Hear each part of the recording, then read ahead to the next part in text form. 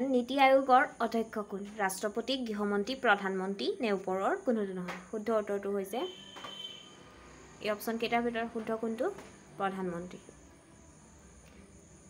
next question চকৰি ফেটি বুৰঞ্জী কোনে লিখিছিল সূৰ্যকুমাৰ ভূঞা আতন বৰগোহাঁই নুমলী বৰগোহাঁই ওপৰৰ এটাও নহয় কোনটো শুদ্ধ চকৰি ফেটি বুৰঞ্জী কোনে লিখিছিল নুমলী বৰগোহাঁই নেক্সট কোৱেশ্চন লক্ষ্মীনাথ বেজবৰুৱাই লিখা একমাত্ৰ উপন্যাসখনৰ নাম কি এই অপচন কেইটাৰ ভিতৰত কোনটো শুদ্ধ অপচন কেইটাৰ ভিতৰত শুদ্ধ উত্তৰটো হৈছে অপচন নম্বৰ সি পদুম কুঁৱৰী নেক্সট কোৱেশ্চন সুৰাট কোনখন নদীৰ পাৰত অৱস্থিত সুৰাট কোনখন নদীৰ পাৰত অৱস্থিত অপচন কেইটাৰ ভিতৰত শুদ্ধ উত্তৰটো হৈছে অপচন নম্বৰ এ তাপি নেক্সট কোৱেশ্চন গুমৰাং অসমৰ কোন জনগোষ্ঠীৰ নৃত্য বড়ো মিচিং কাৰ্বি নে আহোমসকলৰ কাৰ হয় মিচিংসকলৰ নেক্সট কোৱেশ্চন অসম সাহিত্য সভাৰ মুখ্য কাৰ্যালয় ক'ত অৱস্থিত অসম সাহিত্য সভাৰ মুখ্য কাৰ্যালয় ক'ত আছে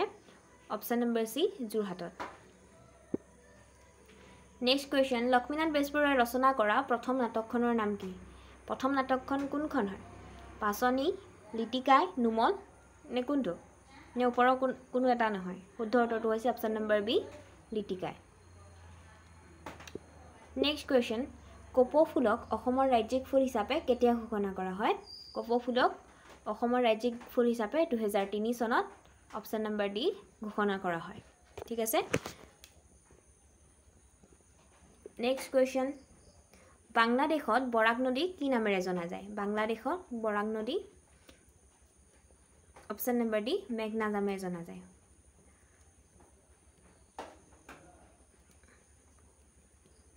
গংগাক পদ্মা নামেৰে জনা যায় বাংলাদেশক আৰু ব্ৰহ্মপুত্ৰক কি বুলি জনা যায়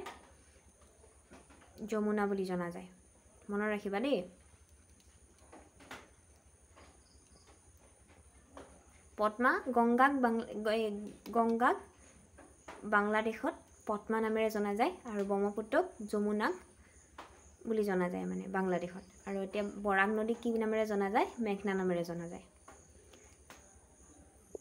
নেক্সট কোৱেশ্চন বিশ্বৰ কোনখন দেশত সৰ্বাধিক চাহ উৎপাদন কৰে কোনখন দেশত সৰ্বাধিক চাহ উৎপাদন কৰে শুদ্ধ উত্তৰটো হৈছে অপচন নম্বৰ সি চীনত নেক্সট কোৱেশ্চন কামলাং নদীখন ভাৰতৰ কোনখন ৰাজ্যত অৱস্থিত কামলাং নদীখন ভাৰতৰ কোনখন ৰাজ্যত আছে শুদ্ধ উত্তৰটো হৈছে অপচন নম্বৰ সি অৰুণাচল প্ৰদেশত নেক্সট কোৱেশ্চন অসমৰ প্ৰথম চাহ বাগিচাখনৰ নাম কি প্ৰথম চাহ বাগিচাখনৰ নাম কি ইয়াৰ অপচন কেইটাৰ ভিতৰত শুদ্ধ উত্তৰটো হৈছে Chabua option number B Chabua চাহ বাগিচা নেক্সট কোৱেশ্চন অভিযাত্ৰী উপন্যাসখন কোনে ৰচনা কৰিছিল অভিযাত্ৰী উপন্যাসখন কোনে ৰচনা কৰিছিল ইয়াৰ অপচন কেইটাৰ ভিতৰত শুদ্ধ উত্তৰটো হৈছে option number B Nirupama Borgohain next question অসমৰ বৰষুণৰ বন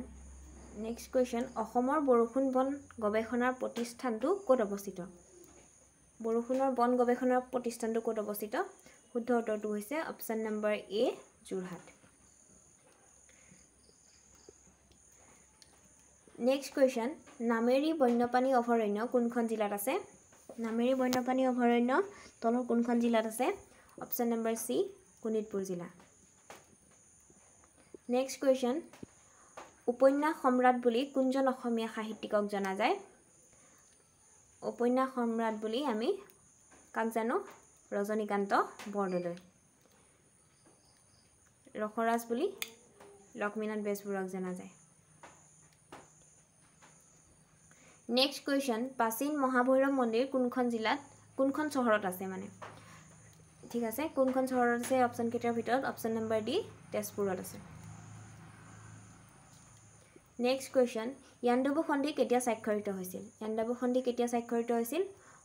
অপচন নম্বৰ এ 1826 চনৰ 24 ফেব্ৰুৱাৰী অপচন নম্বৰ এ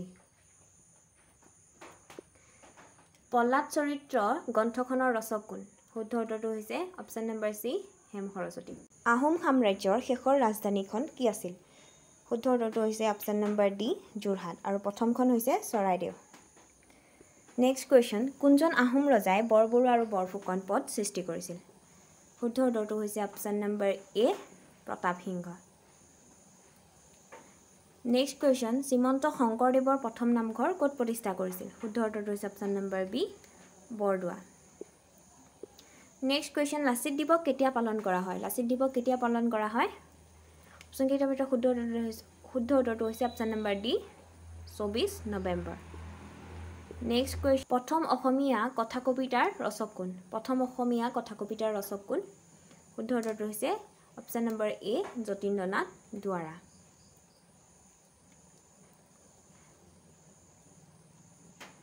next question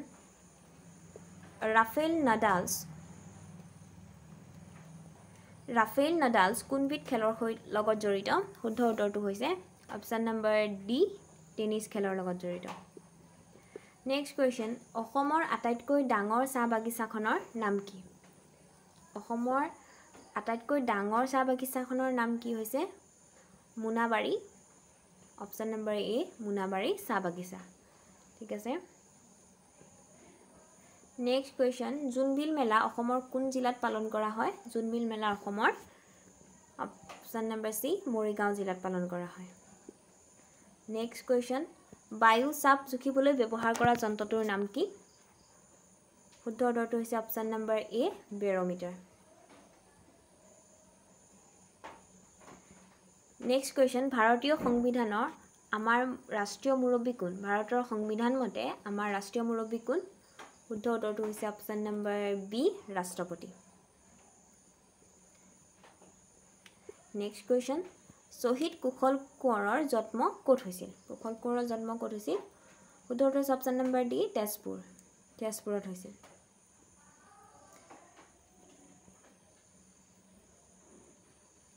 next question Kalpana Chawla মহাকাশলৈ কেইবাৰ গৈছিল কল্পনা চাওলা মহাকাশলৈ দুবাৰ গৈছিল নেক্সট কুৱেশ্যন শ্ৰী সূৰ্য পাহাৰ কোন জিলাত অৱস্থিত শ্ৰী সূৰ্য পাহাৰ কোন জিলাত অৱস্থিত গোৱালপাৰা নগাঁও গোলাঘাট নে বঙাইগাঁও এটো কমেন্টত জনাবা দেই ভিডিওটো শেষলৈকে চোৱাৰ বাবে অশেষ ধন্যবাদ যদিহে ভিডিওটো ভাল পালে লাইক এটা কৰি উৎসাহিত কৰিব লগতে বন্ধুবৰ্গৰ মাজত শ্বেয়াৰ কৰি দিব এনে ধৰণৰ ভিডিওসমূহ পাবলৈ চেনেলটো সাবস্ক্ৰাইব কৰি নটিফিকেশন বেলটো অল কৰি দিব কিমান কেইটা আনসাৰ কৰিব পাৰিলে জনাবলৈ নাপাহৰিব থ্যাংক ইউ ফৰ ওয়াচিং